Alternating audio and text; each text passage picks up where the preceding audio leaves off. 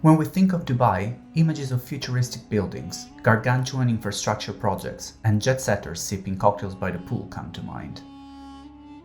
And yet, until the 1970s, Dubai was a little-known port town whose heyday had long passed. Around that time, the once booming pearl trading industry had collapsed, and the town was in desperate need of a lifeline. It appeared in 1966, when oil began to fuel the city's growth, eventually propelling it to stardom. In just a few decades, everything changed. What remains of old Dubai is easy to miss in the midst of all the glitz and glamour that attracts most visitors to the Emirate city these days. But in a historic district around the Dubai Creek, the saltwater inlet around which the city first developed, one can still catch a glimpse of what Dubai looked like before the oil, the skyscrapers, and the tourists. In fact, this is the only place in town that feels like the Middle East. The area is known as Al Fahidi, but it also goes by the name of Al Bastakiya, which refers to the immigrants from the Iranian city of Bastak who settled here.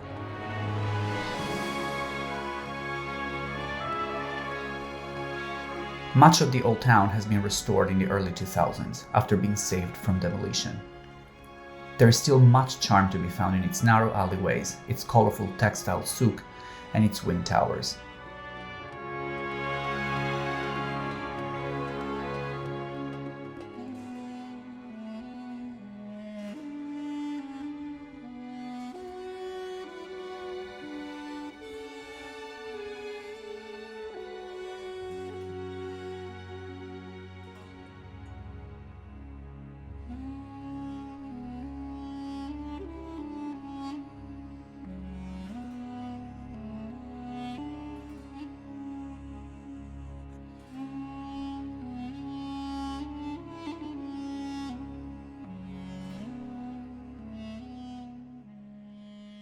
Oil production might have made Dubai what it is today, but it is no longer the city's main source of revenue.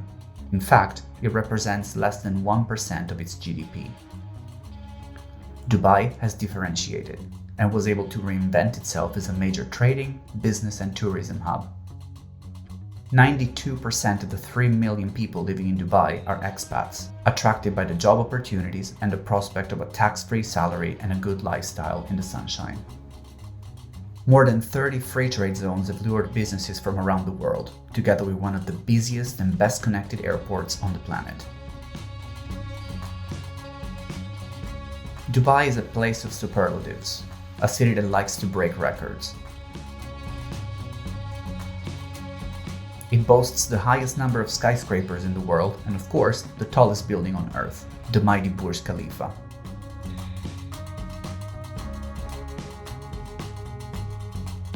With its 829 meters and 163 floors, this slender, elegant giant is the clear standout in the crowded Dubai skyline. Some say this building single-handedly put Dubai on the map, cementing its role as a world-renowned tourist destination.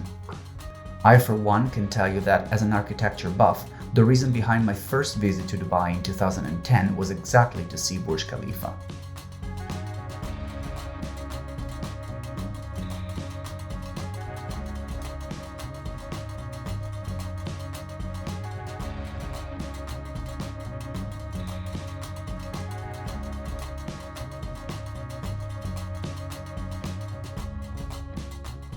Looking out to the city from the observation deck on the 124th and 125th floor, I realize how spread out Dubai is, and even more striking, how much construction is still going on all around.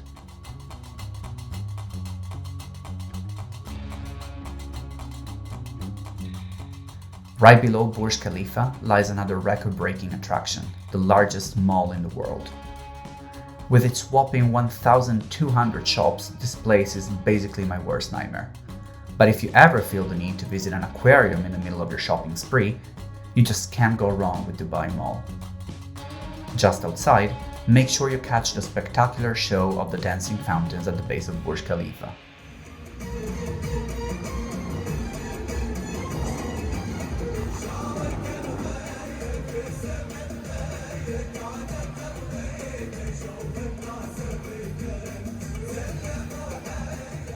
Everything seems to be larger than life in Dubai. and Dubai Mall is not even the craziest project the city has embarked upon.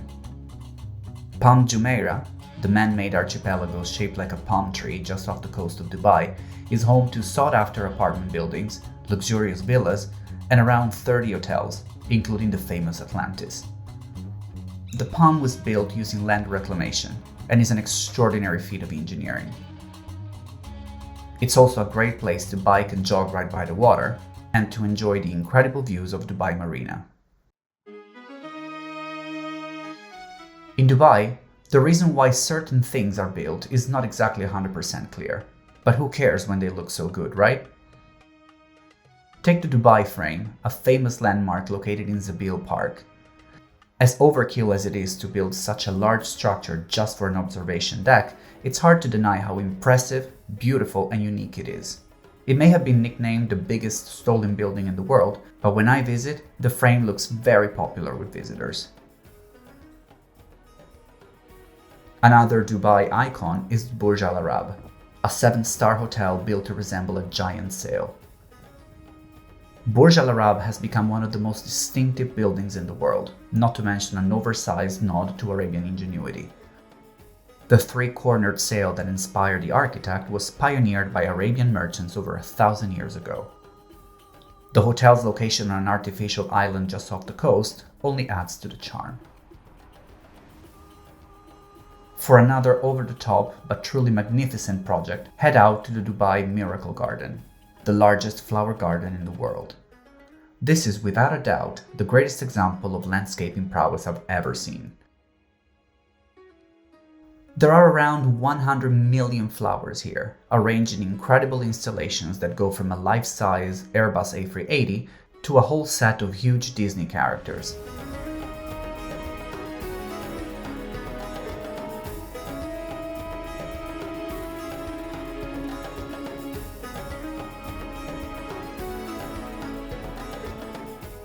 The name Miracle Garden couldn't be more appropriate.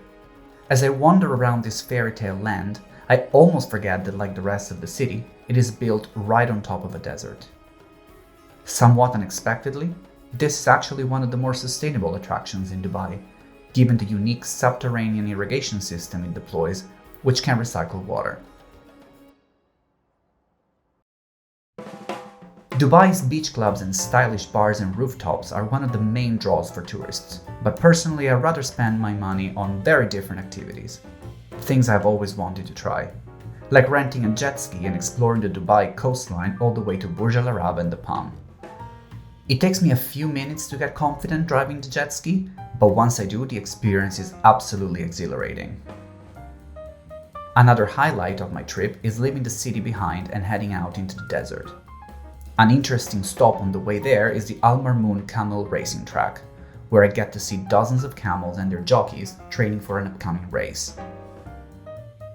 I ventured out into the desert to try my hand at 2 popular activities, dune bashing and sandboarding.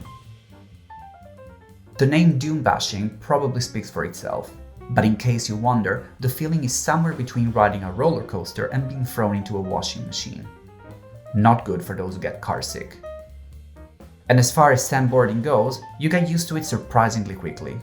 Just look how graceful my first attempt is. Well, sort of. The best thing about my time in the desert, however, is the mesmerizing views.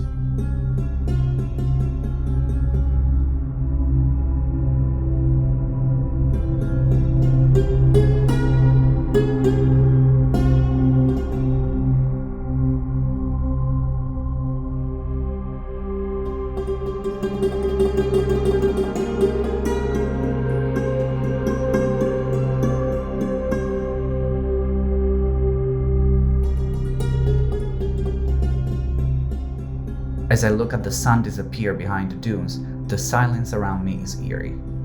It feels incredible to be right where the famous Rub al Khali, or empty quarter, begins.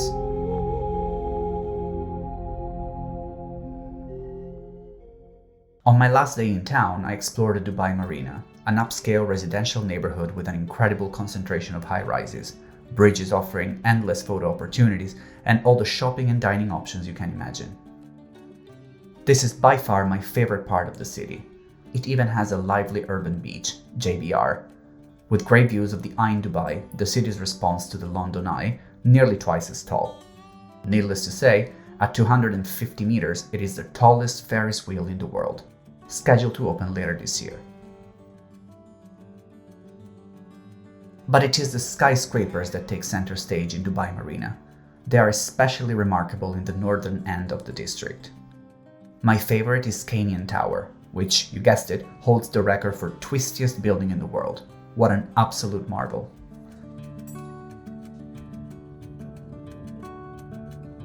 To explore the marina, I followed the entire 7-kilometer loop of the Marina Walk. Halfway through the day, I'm reminded once again of how unfriendly Dubai is to pedestrians. With my legs throbbing from the long walk, I sit down to admire the skyline all around the man-made marina and realize that 20 years ago, there was nearly nothing here. In fact, this is true for large swaths of the city. It occurs to me that, like all grand projects, building Dubai took a great deal of vision. In many ways, the city is a miracle, a metropolis created out of nothing, at neck-breaking speed, on land stolen from the desert and the sea.